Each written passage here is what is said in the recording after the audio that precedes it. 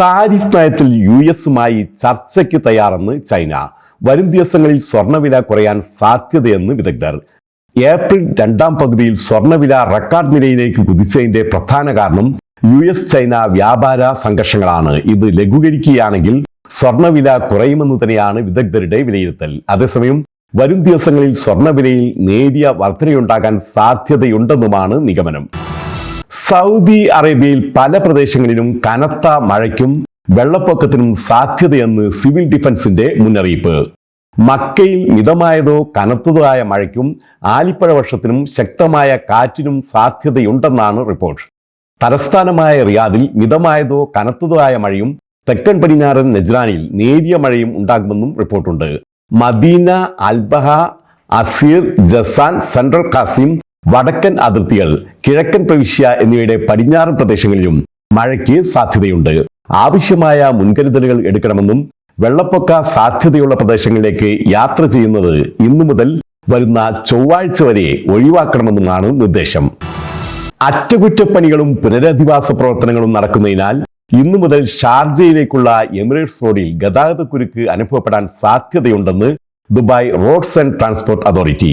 ഷാർജയിലേക്കുള്ള Emirates റോഡിൽ, പ്രത്യേകിച്ച് Dubai Al Ain റോഡിനും Al Amardi Al Abi road ഇന്റർസെക്ഷനും ഇടയിൽ വാരാന്ത്യ ഗതാഗത തടസ്സങ്ങൾ ഉണ്ടാകുമെന്നാണ് മുന്നറിയിപ്പ്. വൈകുന്നേരം 5 മുതൽ രാത്രി 8 വരെയാണ് ഗതാഗതക്കുരുക്ക് പ്രതീക്ഷിക്കുന്നത്. ഇത് വരുന്ന ഓഗസ്റ്റ് 30 വരെ തുടരുമെന്നും RTA വൃത്തങ്ങൾ അറിയിച്ചു. പ്രശസ്ത മലയാള ചലച്ചിത്ര ടെലിവിഷൻ നടനും ഗൾഫിലെ പ്രമുഖ പ്രക്ഷേപണ നിലയമായിരുന്ന റേഡിയോ ഏഷ്യയിലെ RJ-യുമായിരുന്ന വിഷ്ണു പ്രസാദ് അന്തരിച്ചു. എറണാകുളത്തെ സ്വകാര്യ ആശുപത്രിയിലായിരുന്നു അന്ത്യം. ദീർഘകാലമായി കരൾ രോഗത്തെ തുടർന്ന് ഗുരുതരാവസ്ഥയിലായിരുന്ന വിഷ്ണു പ്രസാദ് കരൾ മാറ്റിവെക്കൽ ശസ്ത്രക്രിയക്ക് തയ്യാറെടുക്കുന്നതിനിടെയാണ് മരണം സംഭവിച്ചത്. Sharjah Indian association president Nisar തളങ്കരയുടെ മാതാവും പ്രമുഖ തൊഴിലാളി നേതാവും ബീഡി തൊഴിലാളി ഫെഡറേഷൻ സംസ്ഥാന പ്രസിഡന്റുമായിരുന്ന പരേതനായ മജീദ് തളങ്കരയുടെ ഭാര്യയുമായ കാസർഗോഡ് ഇടക്കാവിൽ പള്ളിക്കണ്ടം നഫീസത്ത് അന്തരിച്ചു. നിര്യാണത്തിൽ ദുബായ് KMCC കാസർഗോഡ് ജില്ലാ കമ്മിറ്റി അനുശോചനം അറിയിച്ചു. സൗദി അറേബ്യയിലെ അൽക്കോബാറിൽ താമസ സ്ഥലത്ത് മരിച്ച നിലയിൽ കണ്ടെത്തിയ പ്രവാസി മലയാളിയുടെ മൃതദേഹം നാട്ടിലേക്ക് കൊണ്ടുപോയി. മൂവാറ്റുപുഴ മുടവൂർ സ്വദേശി കണ്ണൻ വേലിക്കൽ മുകേഷ് കുമാറിന്റെ മൃതദേഹമാണ് ഇന്ന് നാട്ടിലേക്ക് കൊണ്ടുപോയത്. 37 വയസ്സായിരുന്നു. അൽക്കോബാറിലെ വെതർഹോട്ട് കമ്പനിയിലെ ടെക്നീഷ്യനായി വിവിധ രാജ്യങ്ങളിൽ ജോലി ചെയ്തു വരികയായിരുന്ന മുകേഷ് കുമാർ 2020 മുതൽ സൗദിയിൽ സ്ഥിരതാമസമാണ്. ഭാര്യ സൂര്യ ലണ്ടനിലാണ് ജോലി ചെയ്യുന്നത്. പ്രമുഖ ജ്വല്ലറി ഗ്രൂപ്പായ തജ്വി ഗോൾഡ് ആൻഡ് ഡയമണ്ട്സിന്റെ പുതിയ 2 ഷോറൂമുകൾ കൂടി ദുബൈയിൽ നാളെ പ്രവർത്തനം ആരംഭിക്കും.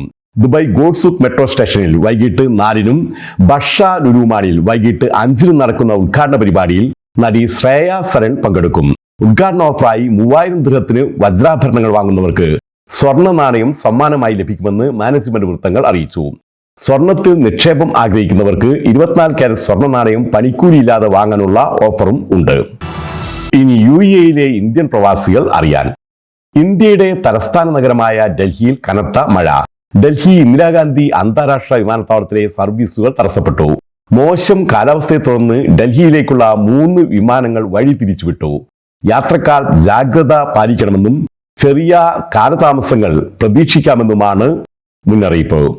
പ്രമുഖ വിമാന കമ്പനികളായ Air India, IndiGo, SpiceJet എന്നിവയും യാത്രക്കാർക്ക് മുന്നറിയിപ്പ് നൽകുന്നുണ്ട്.